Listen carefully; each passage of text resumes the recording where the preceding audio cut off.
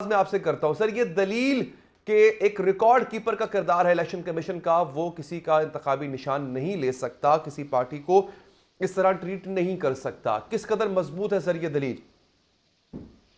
बिस्मिल्लाहिर्रहमानिर्रहीम। देखें, जब इलेक्शन कमीशन ऑफ पाकिस्तान को ये इख्तियार हासिल है कि जी। वो किसी भी पार्टी को इलेक्शन का निशान अलॉट कर सकते हैं, हम्म। तो फिर ये नहीं कहा जा सकता कि वो सिर्फ रिकॉर्ड कीपर हैं। देखिए, सर्टिफिकेट भी उन्होंने ही इंट्रा पार्टी इलेक्शंस के बाद देना होता है, इलेक्शन कमीशन ऑफ पाकिस्तान ने। सही। जो मेरा ख्याल है कि ये किसी हद तक दलील कोई इतनी कारगर नहीं है या इस पे इतना वेटेज नहीं है।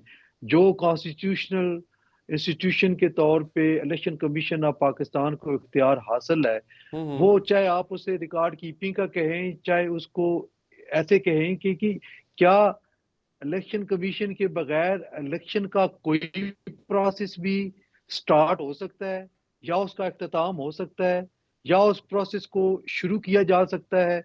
मैं जवाब यकीनन आएगा कि नहीं, क्योंकि इलेक्शन का काम ही यही है जो कि वो करने जा रहा है और किया है।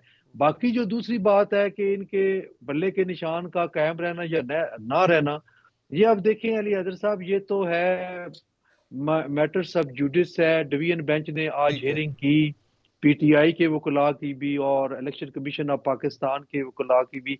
एक मैं समझता हूँ कि थोड़ी सी जल्दबाजी कर गई है पीटीआई। हम्म। उनको इंटरलोकेटरी ऑर्डर के खिलाफ सुप्रीम कोर्ट में रुजू नहीं करना चाहिए था, हम्म। उनको आज का कम से कम देखना चाहिए था।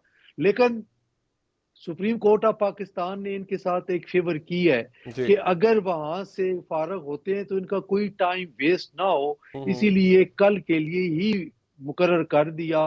बेंच भी तश्कील दे दी गया और कल हेयरिंग होगी। होपफुली शायद जब वो महफूज फैसला अब डिपेंड करता है कि पिशावर हाई कोर्ट का डिवीजन बेंच कब अनाउंस करता है। ठीक अगर है। तो उस सुप्रीम कोर्ट वाले जो पिटीशन है उसकी हेयरिंग पहले हो जाती है तो उसके कॉन्सिक्वेंसेस महफूज फैसले पे क्या होंगे, ये देखना पड़ेगा। बहरहाल कल का दिन ज्यादा इंपॉर्टेंट है तहरीक इंसाफ के इंतखाबी निशान बल्ले के हवाले से। ठीक है, मैं आपसे करता हूं सर, ये दलील के एक रिकॉर्ड कीपर का किरदार है इलेक्शन कमीशन का, वो किसी का इंतखाबी निशान नहीं ले सकता, किसी पार्टी को इस तरह ट्रीट नहीं कर सकता। किस कदर मजबूत है सर ये दलील? बिस्मिल्लाहिर्रहमानिर्रहीम। देखें, जब इलेक्शन कमीशन ऑफ पाकिस्तान को ये इख्तियार हासिल है कि जी। वो किसी भी पार्टी को इलेक्शन का निशान अलॉट कर सकते हैं, हम्म। तो फिर ये नहीं कहा जा सकता कि वो सिर्फ रिकॉर्ड कीपर हैं। देखिए, सर्टिफिकेट भी उन्होंने ही इंट्रा पार्टी इलेक्शंस के बाद देना होता है, इलेक्शन कमीशन ऑफ पाकिस्तान ने। सही। जो मेरा ख्याल है कि ये किसी हद तक दलील कोई इतनी कारगर नहीं है या इस पे इतना वेटेज नहीं है। जो कॉन्स्टिट्यूशनल इंस्टीट्यूशन के तौर पे इलेक्शन कमीशन ऑफ पाकिस्तान को इख्तियार हासिल है, हम्म। वो चाहे आप उसे रिकॉर्ड कीपिंग का कहें, चाहे उसको ऐसे कहें कि क्या इलेक्शन कमीशन के बगैर इलेक्शन का कोई प्रोसेस भी स्टार्ट हो सकता है, या उसका अख्ताम हो सकता है, या उस प्रोसेस को शुरू किया जा सकता है? मैं जवाब यकीनन आएगा कि नहीं, क्योंकि इलेक्शन का काम ही यही है जो कि वो करने जा रहा है और किया है।